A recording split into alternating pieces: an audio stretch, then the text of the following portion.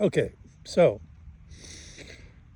sometimes when you've been sober as long as I have, you look back on the drinking and you think, I wasn't that bad at drunk.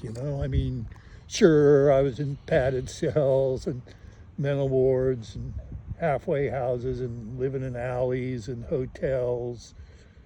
But, that was just youthful hijinks.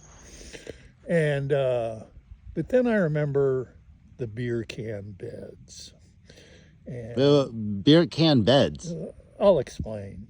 And particularly, this happened everywhere I lived in the 60s, but particularly in Longview, when I was at that junior college, I'd rent these little $30 a month studio above, I think it was like a hardware store or whatever it was.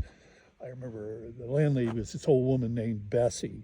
And it had a reputation in town where old people who were alone went to die. So it was just, I was the only young person, apparently, according to what I heard, who'd ever rented a room there. And I loved the place because it was completely quiet. It was like those people, all the other tenants were already dead. I never heard radios, TV, or anything.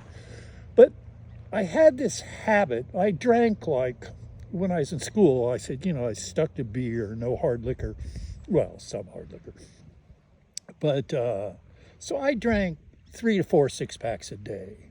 And when I would first move in, I'd have a bag and, I'd put the cans in there and I'd leave them by the door. Well, because like by the door, like to take out later? Take out later, but I never did. Later never happened. So pretty soon they'd spill over. And if you came by, those places were probably maybe 200 square feet, 250, something like that.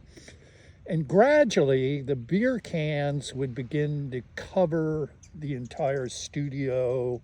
I'd leave a space in front of the refrigerator. But if you were by there, say, midterm, the tables and the bed, maybe a lamp, those kind of things were still protruding above the cans. But by the end of the term, everything was covered. And initially,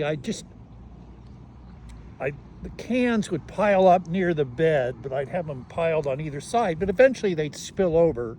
So what I learned... Wait. So the piles of beer cans eventually spill onto the bed? Yeah, so what I learned to do